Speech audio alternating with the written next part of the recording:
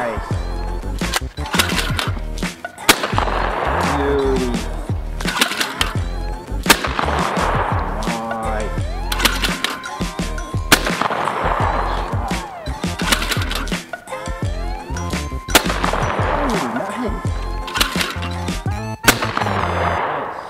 Hi folks, and welcome to Attica Armory.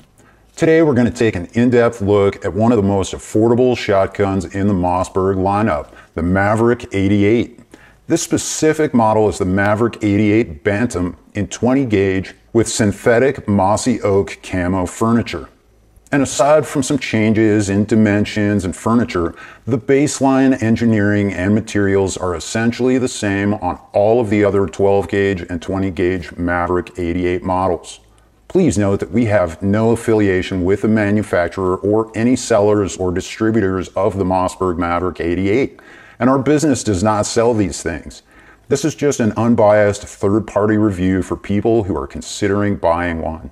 We'll take a look at the main features, the real-world pros and cons, as well as discussing how it measures up against the higher-end Mossberg 500 and 590 lineups.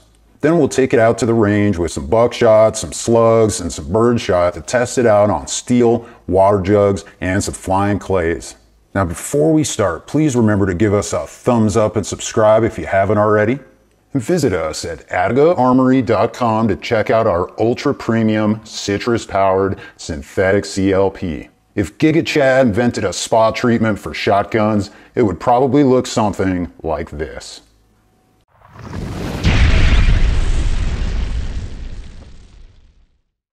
Now, let's get to it. First, I want to talk about some of the key features here.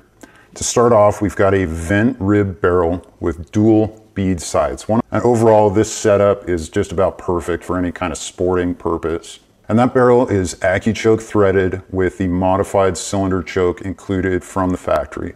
It has a 5-round magazine tube capacity, and that's threaded for a sling mount right here at the end, and it includes a dowel that can restrict the capacity if you need one for hunting. And this accepts 2 3/4 or 3-inch shells. It also has dual pump rails / action bars, and it's got dual extractors on the bolt. And let's see what our trigger pull is looking like.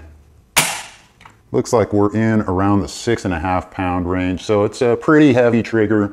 Not the best trigger, honestly, but it's not the worst trigger either. And I'm gonna do that one more time just for good measure. That time I got a little closer to 6 pounds. It does have a nice little recoil absorbing stock pad, and it's got an integral sling mount here on the buttstock. And the youth model Bantam has a 12-inch length of pull. And this is also compatible with the adult size stocks that are closer to 13 to 14 inches.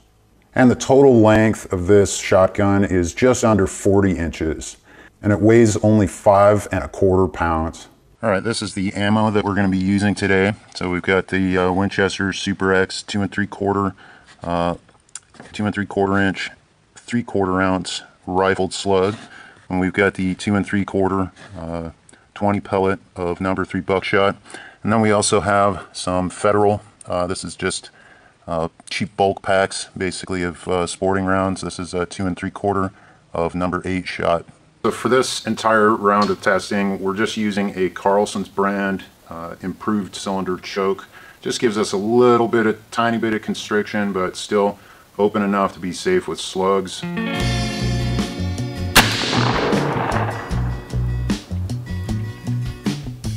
And here is what our buckshot did. It looks like 1, 2, 3, 4, 5, 6, 7, 8, 9, 10. So 50% at 25 yards, hit the target.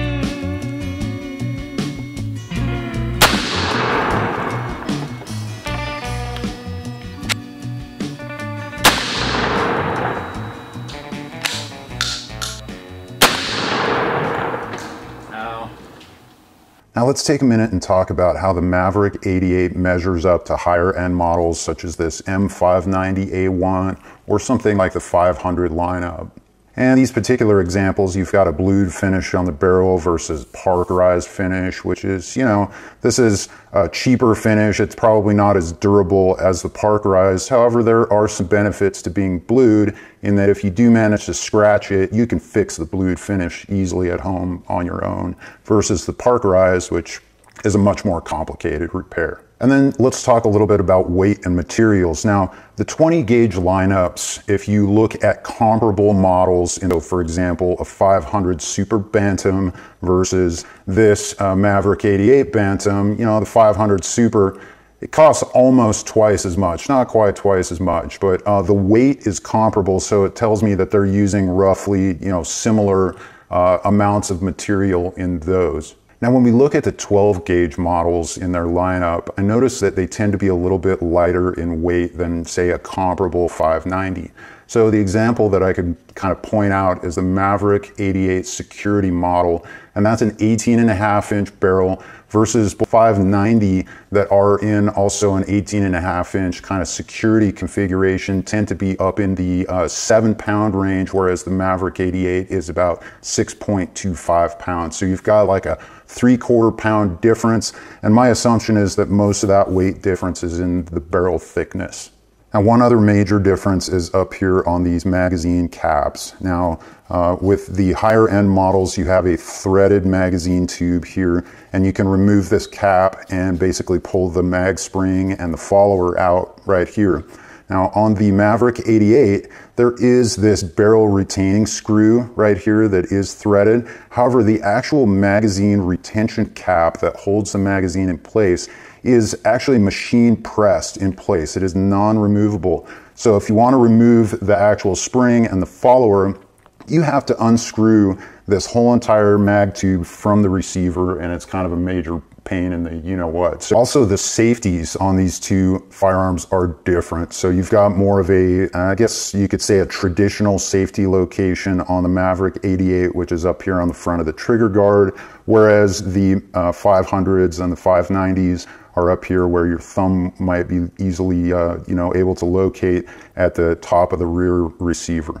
Also, the Maverick 88 is not drilled or tapped at all. So I'm not seeing any options for ghost ring sights. If that's something that you're looking at, you want ghost rings, you probably got to float the bill and get something a little higher end, or you're going to have to take this and get it drilled and tapped. Also, the Maverick 88 has a plastic trigger housing, whereas higher end models like this M590A1 actually has a full metal housing. And of course, the M590A1 is mil-spec certified 3443G, in which it goes through all kinds of rigorous testing and stuff, which is why the price is so much more. I mean, it's it's like 2.5 times more expensive than the Maverick 88.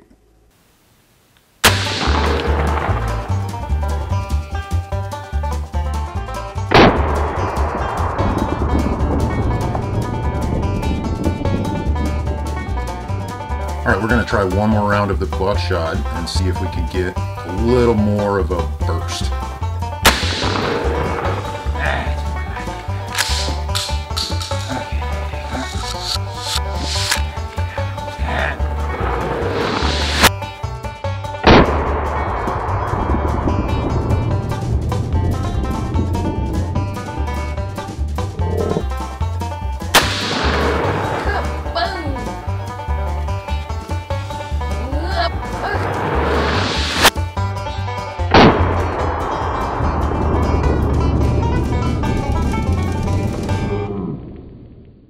All right, we got our slug here. That thing was pretty brutal. Looks like it entered somewhere in this area. And then we got that first round of buckshot. You can see it's kind of distributed all over here. So we got pretty decent hit on that. And kind of got the same type of distribution on this one. Although it seemed to split a little bit more for some reason, but more or less about the same for the buckshot. Definitely pretty impressive performance out of the slugs. All right, now that we've done the Maverick 88 versus the Mossberg 500 or the Mossberg 590, let's talk about the pros and the cons. First off, on the pros, I think, is just the price point. right? This is a very affordable firearm that just about anyone can afford. So I think that's going to probably be a key driver for a lot of people that are looking at a Maverick 88. Next thing I noticed is that it has a pretty smooth action, especially after some break-ins. So I didn't really notice any difference in the smoothness of the cycling of the action compared to a higher end model. Another thing that I liked is that the actual vent rib was nice and straight. I mean, I've seen some of these things on cheap shotguns, and actually even some not that cheap shotguns where it just looks like a snake was going across that. And, you know, I don't know, that must be a Friday afternoon manufacturing run, but this one is nice and straight and it looks good when you're looking down from the back of the barrel. As far as the sights go, I think they really chose the right kind of sights for this type of setup. They're very quick and easy to acquire. And overall, I think they're just about right for what this is intended to be used for. Another thing that I like, especially about these youth kind of Bantam models, is the very close center of gravity. It's really close to your body. So this is good for like smaller shooters, such as youth or female shooters, or, you know, sweet little old ladies, or just guys who ate too much soy and have no upper body strength. Nonetheless, it feels very light and is easy to kind of keep this thing up in the firing position for long periods of time. I also like how they put steel where they need it and not where they don't. So there is a barrel extension that comes back into the receiver, and the bolt lug locks to the steel barrel extension. So you don't have this situation where you're locking steel onto aluminum. And I already mentioned the dual extractors. That's a nice feature that's on the higher end guns and is actually really not available even on quite a few other brands. They usually just have a single extractor. So the fact that they machined and positioned 2 extractors onto that bolt, it, you know, adds some good value. And then there's also the dual action bars here, and I think that's another good positive feature for this price point. I've seen some very cheap shotguns that have only a single action bar that's going back to cycle that action, and that just does not inspire any kind of confidence. So dual action bars are a nice pro. I also like how they kept that same location for the bolt release right here. So that's just a good natural position, and you can just easily release that action and open it up. I also noticed that it is quite easy to install and remove the dowel. So on kind of a more conventional setup with the threaded magazine end cap here, you actually have to remove that, and then you've got you've got that spring that decompresses, and you put your dowel inside of there. With this one, you basically just remove this barrel retaining screw on the end, and there's a hole, and you can just kind of push that dowel right in. And if you want to remove it, you basically just point the shotgun straight down and just wiggle it a couple of times, and it just falls right out. I also like that they kept the same simplicity and process for disassembling the action. You've got just some basic cross pins that need to be removed, and that trigger housing comes out, and it's very easy to take this apart for detailed cleaning. And I like that they kept the open loading port down here. Now there's other pump action shotguns that have sort of like this little trapdoor type mechanism down here, and you know, that's great for keeping dust and junk and stuff out of there, but it does kind of hinder your ability to reload quickly. And so having this open port, just like the 500 and the 590 series, I think for me was definitely a plus. All right, let's go ahead and shoot a watermelon with one of these slugs.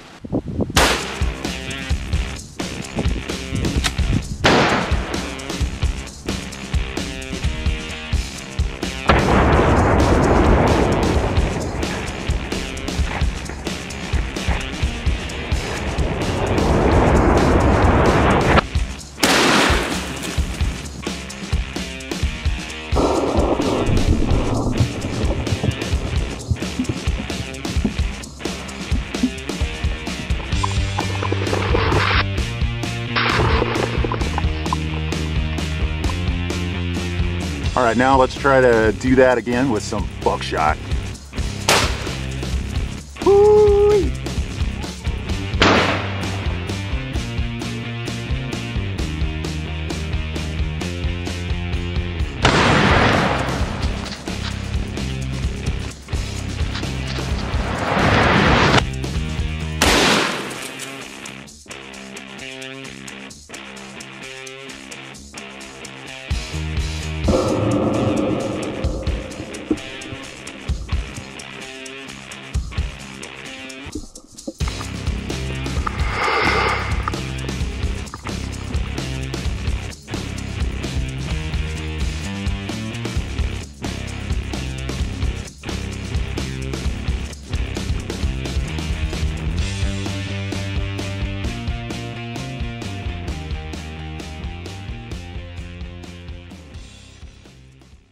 Now, we know that there's no such thing as perfection in the world of firearms. Everything's got some cons, and let's talk about the cons here a little bit. One, I mentioned this fixed magazine spring, and that is by far the biggest thing that I do not like about the Mossberg Maverick 88.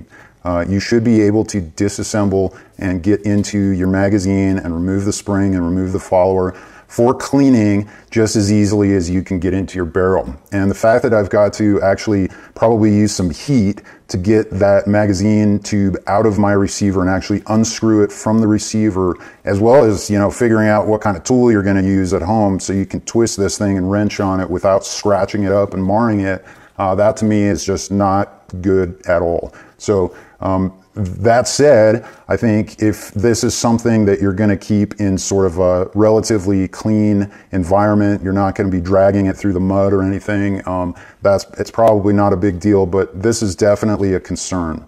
The other thing is this plastic front sight. I kind of wish they would have used something like just another brass bead, an actual bead. I think they probably did it because this rear sight little kind of pointer here is, you know, it's brass, and they probably did this so that it would give you some kind of contrast in colors. But in reality, I'd rather have the durability of a brass sight up there. Anyway, it's very easy to see both of these when you're looking down from the back and aiming. They should have probably included a little sling mounting screw right here on the end. Now, it is tapped and threaded for a sling screw to mount your sling swivel, but it was not included with it. And generally speaking, the Maverick is likely using more metal injection molded or MIM parts, or just generally lower grade parts. Now, this is understandable, right? Machining everything out of forged billet is expensive. So you just have to understand, I mean, that's kind of like you get what you pay for, right? So the long-term high round count longevity is more likely to suffer. That doesn't mean it necessarily will.